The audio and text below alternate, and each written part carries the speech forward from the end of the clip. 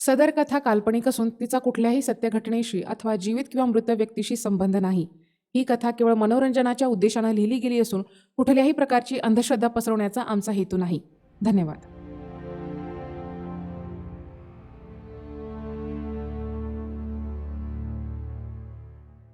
नाट्यशास्त्र फक्त शिकलं म्हणजे नाटकात सर्वांगाने पारंगत होऊ अशी धारणा घेऊन नाट्यशास्त्रात प्रवेश घेतला होता विलासनं. गावापासून दूर जाऊन शिकलं म्हणजे मोठेपणा तर मिळतोच, पण गावातल्यांना आईवडिलांना देखील वाटत असतं की काहीतरी होईल पोराचं चांगलं, म्हणून रोकटोक कमी. अशा दुहेरी हेतूनं शहरात शिकत होता विलास. पण म्हणतात ना, उथळ पाण्याला खळखळाट फार, तशीच काहीशी गत होती विलासची. ग्रॅज्युएशन होऊन मास्टर्सपर्यंत कसाबसा आला होता, पण या कालावधीत वाखाणण्याजोगी एकही कामगिरी विलासकडून नाटकाच्या कुठल्याच पैलूमध्ये झाली नव्हती. MA नाट्यशास्त्र प्रथम वर्षाची परीक्षा संपताच दुपारची बस पकडून विलास शहराकडून गावाकडे निघाला. बस प्रवाशांनी पूर्णपणे भरलेली होती. शहरापासून त्याचं गाव 300 किलोमीटर अंतरावर असल्यानं कुणी एखादा प्रवाशी आदल्यामधल्या स्टॉपवर उतरेल आणि त्याची सीट मला मिळेल ह्या प्रतीक्षेत तो बराच वेळ उभा होता.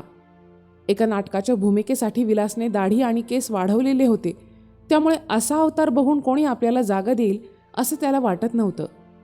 पण काही वेळातच बस एका स्टॉपवर थांबली आणि 1-2 प्रवासी खाली उतरताच त्यानं लगबगीनं बॅग वरच्या कप्प्यात ठेवत जागा पकडली. बस पुन्हा रस्त्याला लागली. खिडकीजवळ एक वयस्कर बाबा पुस्तक वाचत बसले होते. डोळ्यांवर चष्मा, डोक्यात कानटोपी आणि पांढरी झालेली दाढी बघत विलासनं विचारलं, बाबा, कुठं उतरणार आहात? त्यावर बाबाने उत्तर दिलं, शेवटच्या स्टॉपला उतरणार पोरा. का, काय झालं? काही नाही, असंच विचारलं बाबा. बरं बरं. विलासने कानात हेडफोन घातले आणि गाणे ऐकत त्यांना डोळे मिटले. अंधार होईपर्यंत बाबा पुस्तकच वाचत होते.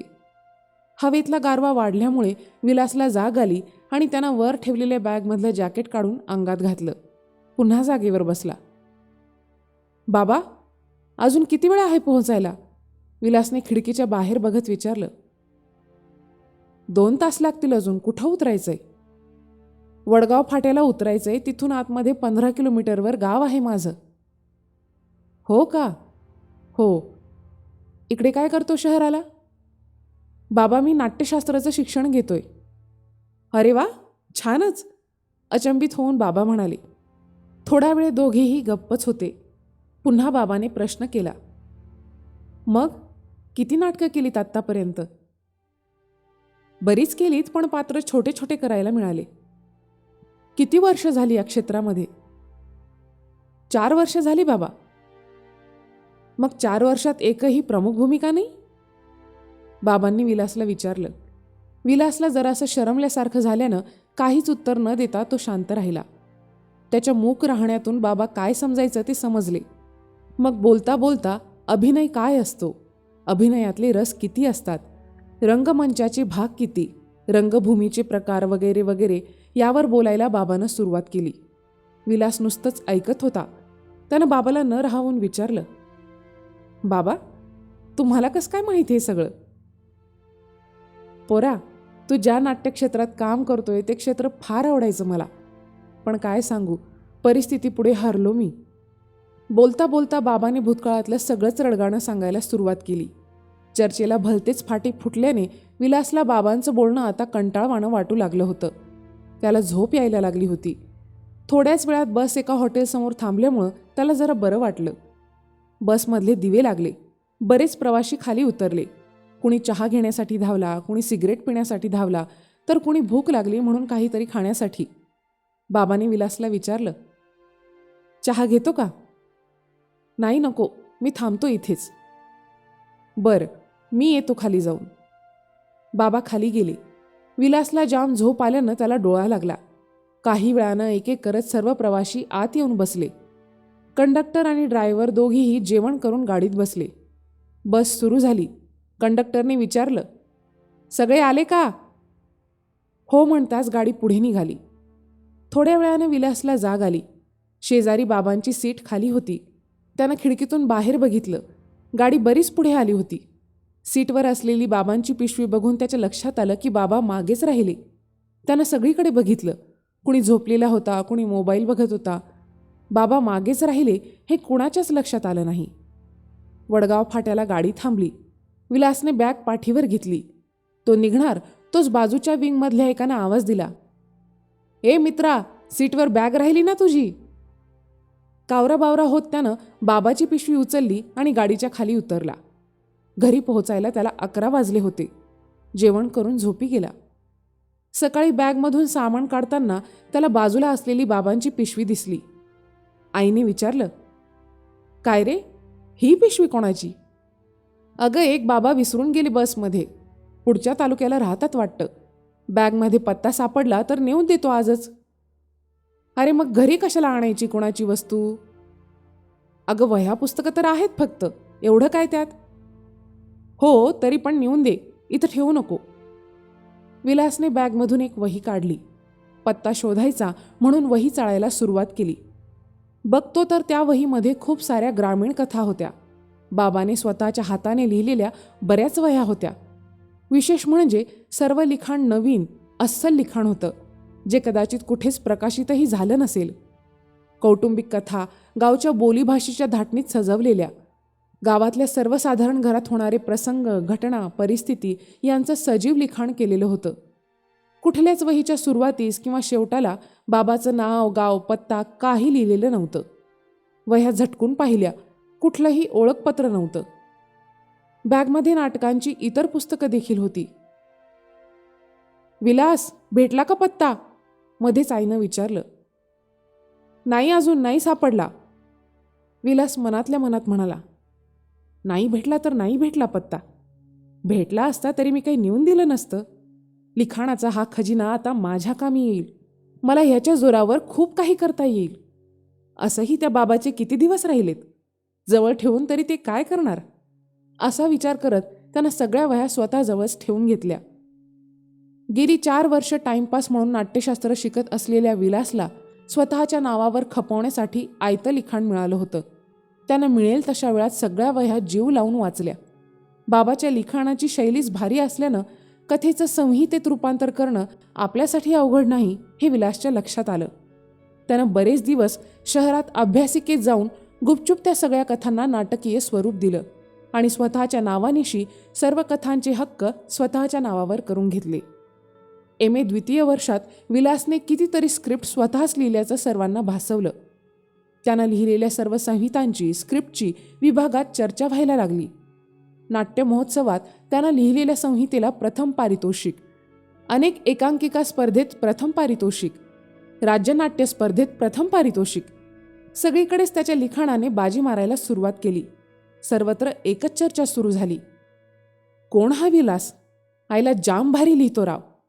गावाकडचा आहे पण तिथले विषय त्यानं अगदी मुरलेल्या लेखकासारखे लिहिलेत. क्या बात है. अनेक एकांकिका, नाट्य स्पर्धेतून आणि नवनवीन लिखाणाच्या माध्यमातून विलास नावाचा लेखक सर्वांनाच परिचित झाला होता. आता अनेक ऑफर येऊ लागल्या. तुम्ही लिहिलेल्या संहितेवर आम्हाला फिल्म तयार करायची आहे, शॉर्ट फिल्म करायची आहे, वगैरे वगैरे. काही संहिता विकून त्याला बराच पैसा मिळाला. काही संहिता फक्त व्यावसायिक प्रयोगांसाठी लिहिल्या होत्या. तिकडून देखील चांगला पैसा मिळत होता. नाट्यशास्त्राची पदवी मिळताच तो मुंबईला गेला. अजूनही बाबांचा बराच साठा आपल्याजवळ शिल्लक आहे. त्यामुळे आपण बिनधास्त मुंबईत राहू शकतो, जीवाची मुंबई करू शकतो. आपली तर लॉटरीच लागली आता. बाबाने त्यांच्या आयुष्यातील टिपलेल्या कडूगोड आठवणींचा विलासने पोटाचं साधन म्हणून उपयोग केला. बक्कळ पैसा कमावला. पण आपण कुणाच्या साहित्यावर मोठे झालो, आपण कुणाच्या मेहनतीचं फळ खातोय, प्रगतीचा डंका पिटवतोय, हे फक्त आणि फक्त विलासलाच माहीत होतं. पण त्याला आपण करत असलेल्या ह्या कृत्याची जराही शरम वाटत नव्हती. त्यानं जे केलं त्याबद्दल त्याला तसूभरही अपराधीपणाची भावना नव्हती. त्याच्या लेखी पैशांपुढे सगळ्याच गोष्टी गौण ठरत होत्या. त्यानं लिहिलेल्या संहितेवर नुकताच एक चित्रपट आला. अर्थातच कथा बाबांनीच लिहिली होती. या चित्रपटालाही प्रेक्षकांनी प्रचंड प्रतिसाद दिला. या चित्रपटानंतर इंडस्ट्रीमध्ये कित्येक प्रोड्युसर आणि डायरेक्टरच्या ओठांवर एकच नाव रेंगाळत होतं, ते म्हणजे विलास.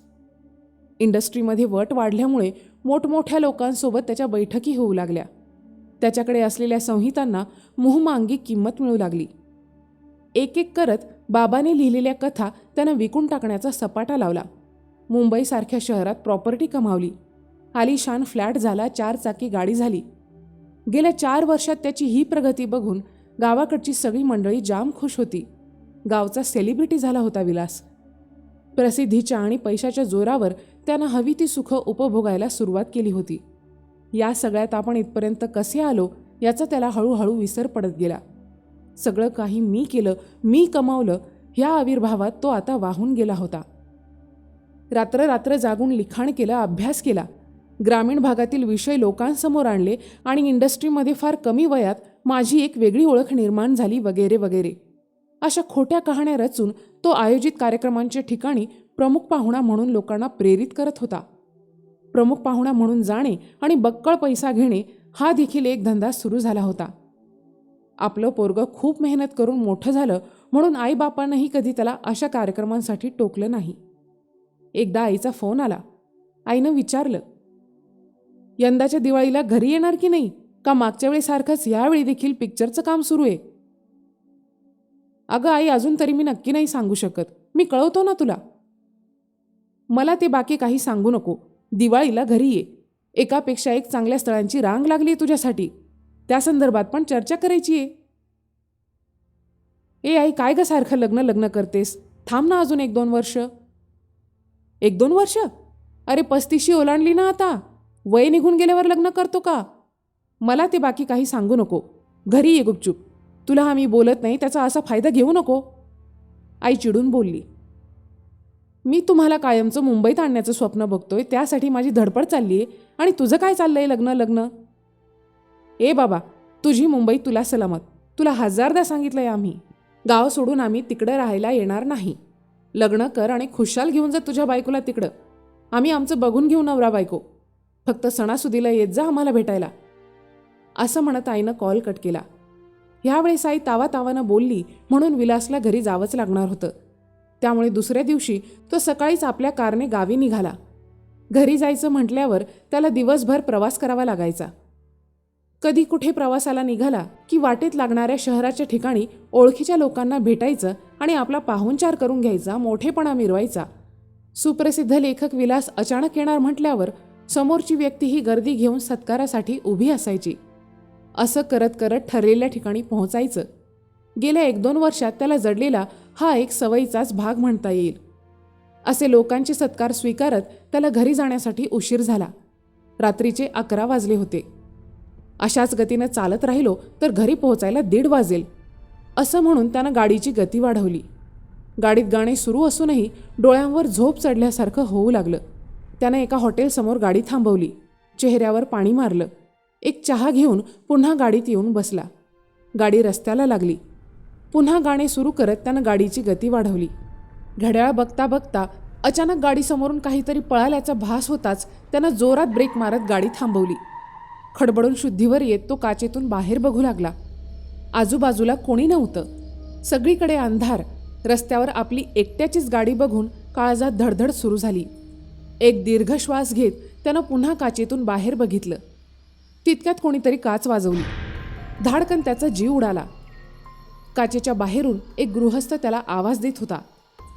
विलासने काच खाली करून विचारलं, बोला. दादा, अहो मला वडगाव फाट्यापर्यंत येऊ देता का? एवढ्या रात्री कोणीच थांबना झालंय हो. फाट्यापर्यंत आपल्याला ह्या व्यक्तीची सोबत होईल, गप्पा मारत मारत जाऊ तिथपर्यंत, असा विचार करत विलासने त्या व्यक्तीला गाडीत बसवलं. गाडी पुन्हा रस्त्याला लागली. समोरच्या सीटवर फुलांची गुच्छ असल्यामुळं ती व्यक्ती मागच्या सीटवर बसली. अहो दादा, काय करता तुम्ही? समोरच्या सीटवर असलेले गुच्छ बघत त्या व्यक्तीनं विचारलं. मी लेखक आहे, नाटक सिनेमा लिहितो. अरे बापरे, हो का? मस्तच. मग लय भारी माणसासोबत प्रवास करतोय म्हणायचं मी. यावर विलास फक्त हसला. कोणते कोणते पिक्चर लिहिलेत आत्तापर्यंत? लिहिलेत खूप सारे. कोणते कोणते सांगू? सांगा की 1-2 नावं. मागच्या 2 वर्षात सगळ्यात जास्त गाजलेले मराठी चित्रपट मीच लिहिलेत. हां, हो काय सांगताय काय? पण एवढं सगळं कसं काय जमतं हो तुम्हाला? आता ते कसं सांगू तुम्हाला? त्यासाठी साधना गरजेची असते. एखादी घडलेली घटना, कल्पना त्यावर चिंतन, मनन करून त्याचं लिखाण करणं आणि नंतर संहितेत रूपांतर करणं वगैरे वगैरे. बरीच किचकट पद्धत आहे. तुम्हाला नाही कळणार ते. म्हणजे म्हणजे सरळ सोपं सांगायचं म्हटल्यावर कुठल्याही गोष्टीचा सिनेमा होऊ शकतो, पण ते जमलं पाहिजे. हो का? तशा तर मग लई गोष्टी आहे माझ्याकडं. विलासने मागे वळून त्या व्यक्तीकडे बघितलं आणि गालात हसला. अहो दादा, खरंच आहे, सांगू काय एखादी? सांगा, पण फाटा येईपर्यंत संपवा. मग तो व्यक्ती कथा सांगू लागला. बरं ऐका बरं का दादा.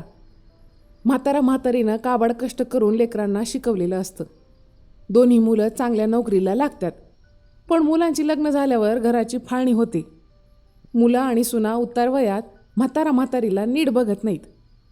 मोठा मुलगा आपल्या वाट्याला मिळालेली जमीन विकून परदेशात राहायला जातो.